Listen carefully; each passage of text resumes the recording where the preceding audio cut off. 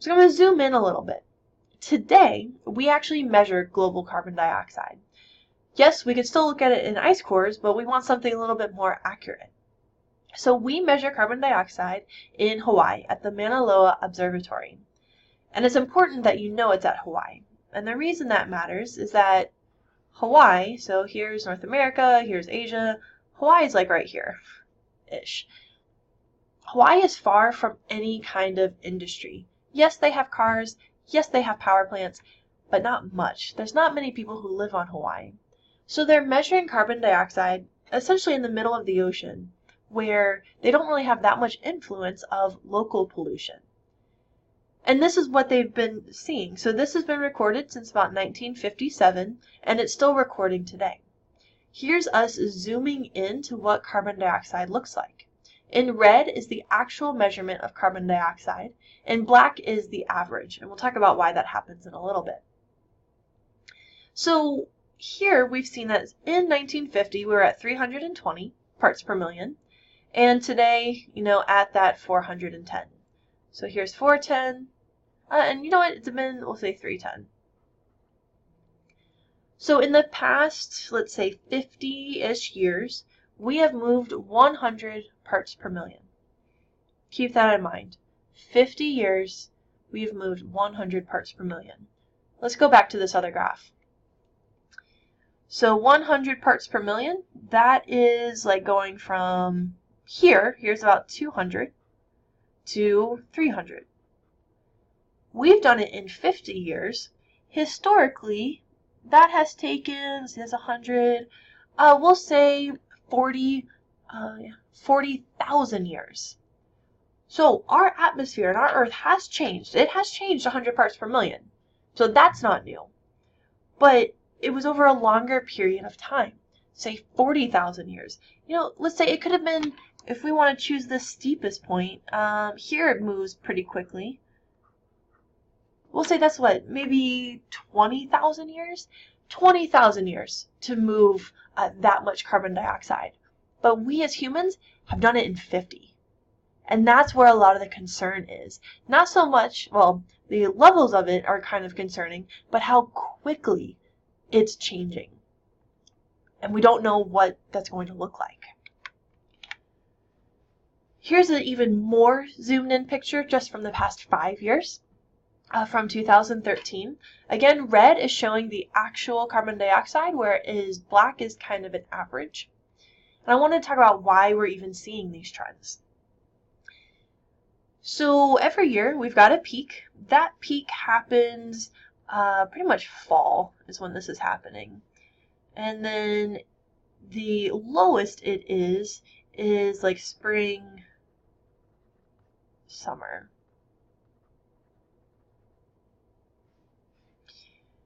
Why though? Well, it has a lot to do with our land and with our plants. So here's Earth, and I'm going to show here's North America and then South America. Here's Europe. A lot of Asia's there. Actually, this is really not to scale. The top of Africa's here, so we've got this. A little bit of Antarctica. Most of the land. Most of the vegetated land is in the Northern Hemisphere. So when the Northern Hemisphere is in spring, that means all of the trees are absorbing tons and tons of carbon dioxide. And because they're absorbing lots of carbon dioxide, that's when we start to see this dip down. It goes lower. Those trees are absorbing carbon dioxide. That's awesome. When it's our fall though, our fall and our winter, we're losing all of those leaves. Photosynthesis goes down. So photo goes down. Because photosynthesis goes down, carbon dioxide goes up. You no longer have plants that are taking in that carbon dioxide. So this trend of up and down that we see every year is because of Northern Hemisphere, and it matters if we're in the spring or if we're in the fall. And as you can see, the amount of trees we have makes a difference. We are seeing a change in carbon dioxide. But we also see an increase every year too. So a lot of people think like, oh, well, we'll just plant a whole bunch more trees. That'll solve global warming. Not really. I mean, it does help out temporarily every year, but it's just going to increase when all those trees lose their leaves. The other thing too is that even though trees are taking out carbon dioxide, the trend is still going up, right? Every year we're going a little bit higher and a little bit higher and a little bit higher.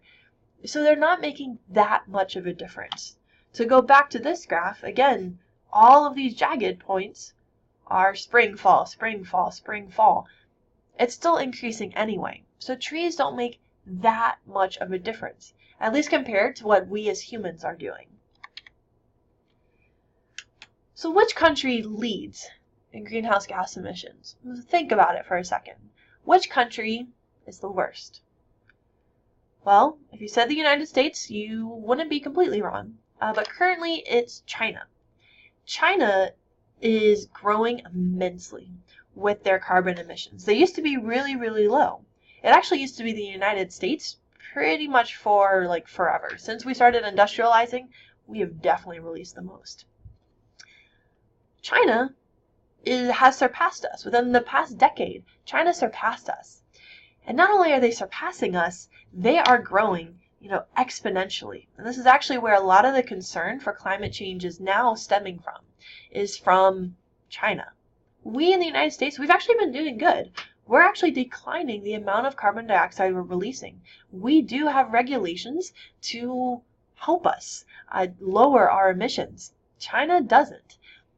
China is undergoing its industrial revolution. And that's what's scary, is because they're growing so fast. Now, if you look on a per capita basis, though, per capita means, in this case, it means per person. China releases a bunch of carbon dioxide, but they also have 1 billion more people than we do. If we look on a per person basis, here's China. The bottom bar is 2009, so really focus on that bottom bar. Is that per person, each person releases around, that was a really bad line, but around 6 tons of carbon dioxide per person. Which sounds like a lot, but here in the United States, we release like 17 tons a person. Now, granted, it doesn't really matter though, right? It matters how much is in the atmosphere. So whether one country releases a lot per person or not, what really matters is just how much is being released. But I do want to say United States isn't the worst. Australia, though, Australia is leading in the per person basis. So although a lot of people give the United States a lot of grief and a lot of flack for it, Australia's worse. Canada is not as bad or almost as bad as we are. So it's important to look at per person because it does tell you the habits of those countries, but it's also important to know which one is releasing the most, no matter how many people you have, because it doesn't matter. Our atmosphere has carbon dioxide or it doesn't. That carbon dioxide coming from China or the United States doesn't matter. It's just how much is actually there. In the United States, which is really interesting, which state do you think leads in emissions per capita? So this is looking on a per person basis. A lot of people might guess New York or California because you got those huge cities, but it's not. Those are actually the best cities. The absolute worst city that releases, worst state that releases the most is Wyoming. Good old Wyoming, all the way over here.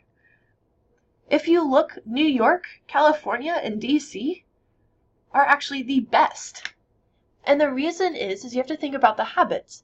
People in California, think of those living in LA, San Francisco, San Diego, New York. Most people live in New York City. What do those places have in common?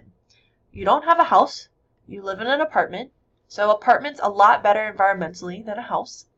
They also use public transportation. You don't have 1 million cars on the road. Everyone's using public transportation. So on a per person basis, their carbon footprint's actually pretty low. Whereas Wyoming, it's cold there, so they're using a lot of heat. They mine a lot of coal, and so they just use the coal because they have the coal, and it's cheap for them to use that. Also, there's not a really huge, big city in Wyoming. There might be one, but everyone kind of lives everywhere in Wyoming. Meaning, if you want to go anywhere, you're driving everywhere. So when you think about per capita, you have to think about the habits of the people living there. It doesn't matter how many people live there. If anything, it's better. The more people live there, that means more than likely you're sharing resources, such as an apartment building. You are sharing that building, or you are sharing transportation. Same on the country scale. Just because the United States releases less carbon dioxide than China doesn't mean we're better. We actually release a lot more per person based on our habits versus the Chinese, which aren't like that. So in summary, carbon dioxide and methane are two really important greenhouse gases. We release them for carbon dioxide, we release them when we burn fossil fuels, or really any fuel, such as wood. And deforestation. We process that wood and we don't replant it. With methane, it's produced during anaerobic respiration. Anaerobic meaning without oxygen. We contribute to this by cows and rice, which are increased in production because of humans. And then climate change is already melting the permafrost and releasing methane that was naturally stuck there.